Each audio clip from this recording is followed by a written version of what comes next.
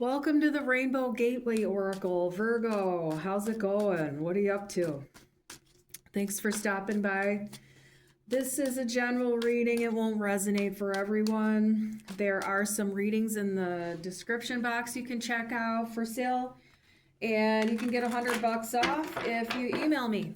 All right, let's get into the reading here. So what do you want to know about your person? This is why we all come to tarot a lot of the times, aren't we? Uh-oh, Knight of Wands. This is what you want to know about your person, is the Knight of Wands. All right. Is my partner enjoying sex with me? Yes. All right. Nine of Pentacles coming out here at the bottom of the deck. The partner here is enjoying the sex. They're wanting more of it. Let's see what's under here. High Priestess, you know it. Look at that. That's why you come to tarot, is to confirm what you know sometimes. And, you know, also there's other messages that come through sometimes that you need to hear other than just that. Well, what does that mean for you that he's enjoying it and wanting more of it? And, well, the Queen of Wands here is the woman who is really not having a good time with them, though. So they're having a good time with you, you know it, but you're not having as much of a good time with them. But you're trying to convince yourself that you are. And what I'm seeing here is that you're the Queen of Wands. This is a knight. You're looking for the king, buddy. Where is the king? Well, we have a Knight of Pentacles upside down. Well, this knight is never going to get there for you. He's never going to get there to the place you want him to go with you on your life journey. Never, never, never. It's going to seem like it's going somewhere. And then you're going to look around in like 10 years and go, how did I get stuck like this? Knight of Wands. And the universe has something to offer you here. It's a better sex partner when you dump this asshole. Then you'll find life having, you know, you'll get to the Six of Swords here. You'll get on the other side of this, you know, headspace, this mentality, this you know, sort of sense that, you know, maybe nothing better is going to come along. But also, what are you supposed to do in the meantime while you're waiting? Well, you have to just not settle in the meantime, because it's not good for you.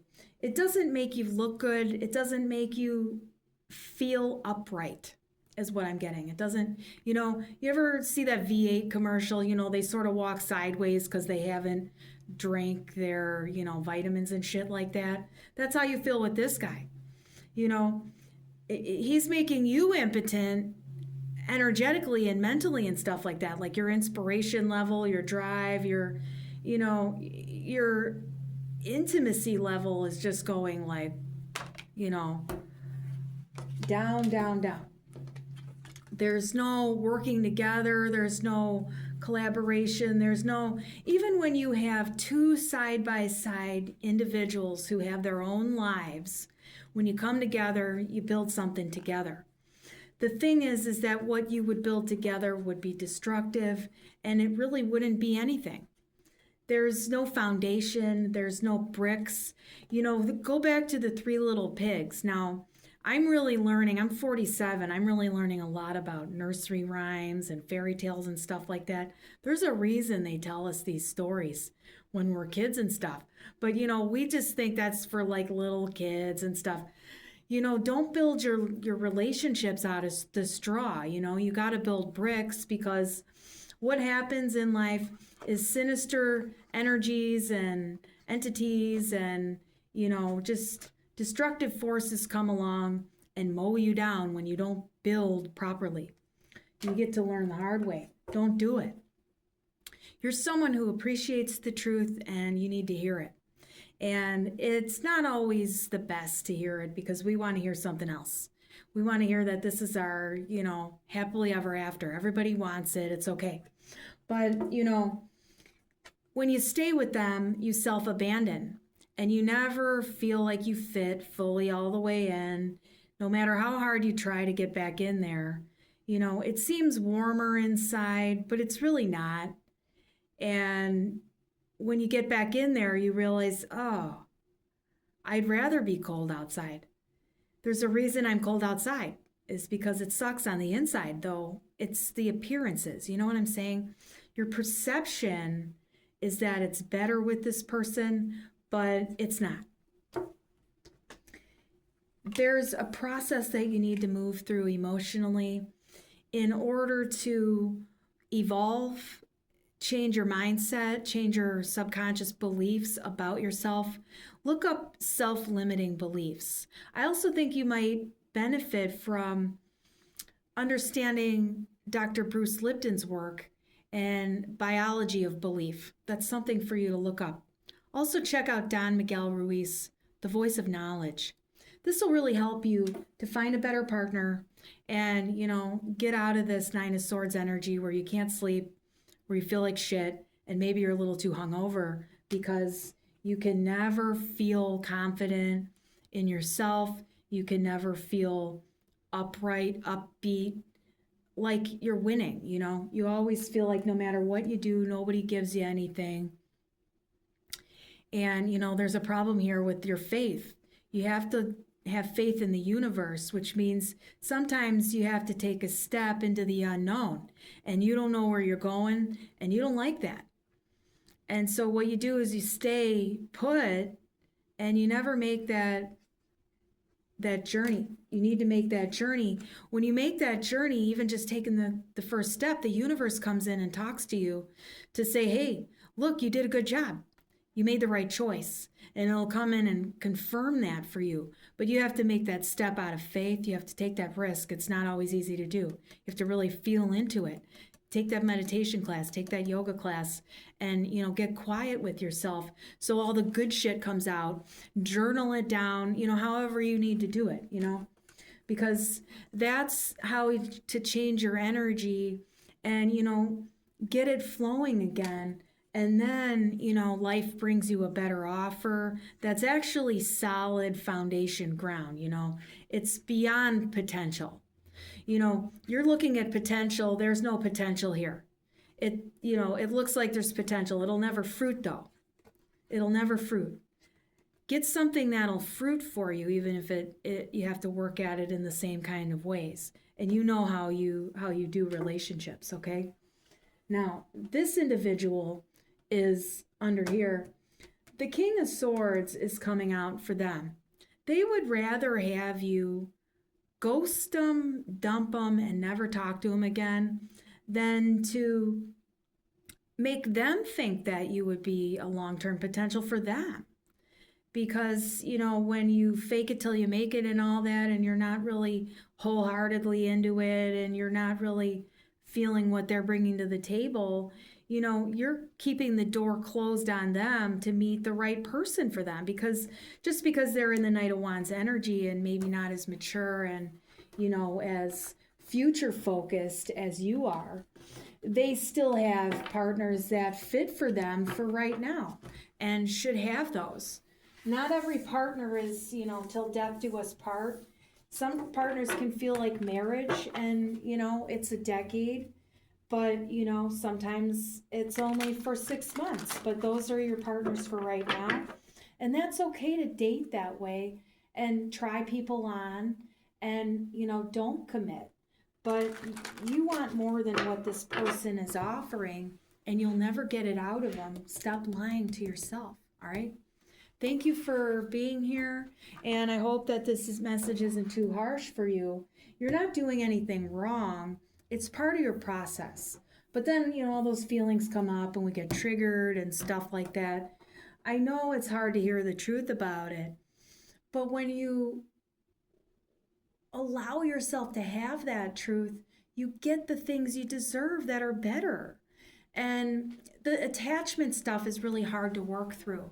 And people stay out of that, and then there's an element of survival in the subconscious to that as well.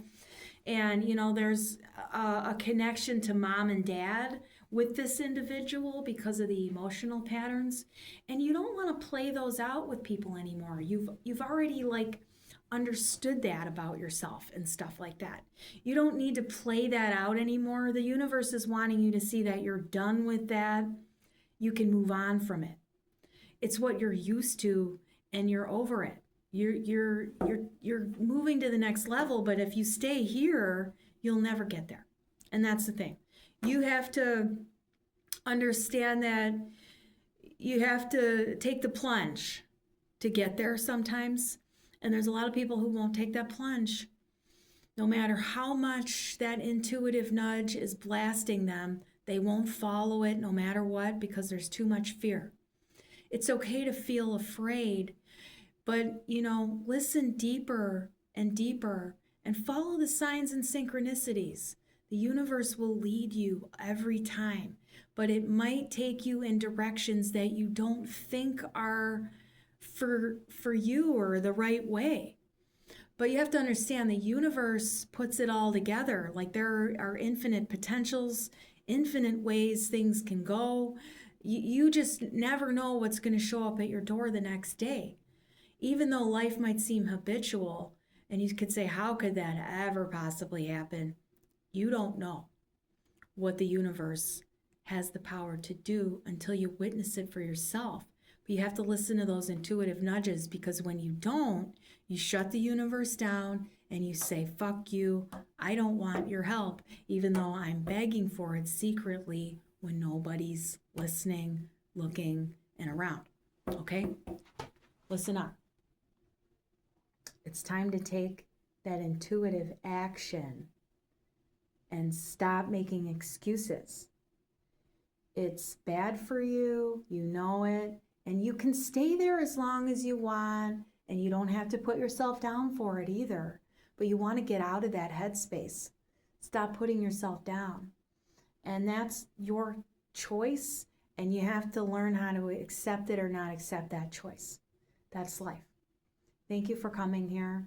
Thank you for hearing what you need to hear about yourself. Thank you for going the extra mile to converse with a friend of yours first before shutting it down, because it's meant to help you and it's never meant to hurt you here. Nobody wants to hurt your feelings. Nobody wants to put you down for what you're doing in your relationships. You're not a bad person for it. What I'm telling you is that it is a toxic emotional pattern, and there is a way to develop a healthy one that would pull you up and bring you a better life and a better partner and all the things that really, called you in your dreams and stuff like that. You're prohibiting yourself from having that stuff in a subconscious way. You're telling yourself no. You're not letting yourself have the good stuff in life because someone taught you that you're not good enough, that you don't deserve it. It's a self-worth issue. Look into your sacral chakra, yoga. Also, you can look at Chinese medicine. This has to do with your renmai and your pericardium meridians, and also has to do with your gallbladder meridian and your spleen, liver. I mean, you can get them all in there, but these are the major meridians that you want to work with Chinese medicine. And you can also work with those meridians when you do yoga and stuff like that as well. Really, overall, you want to find a better,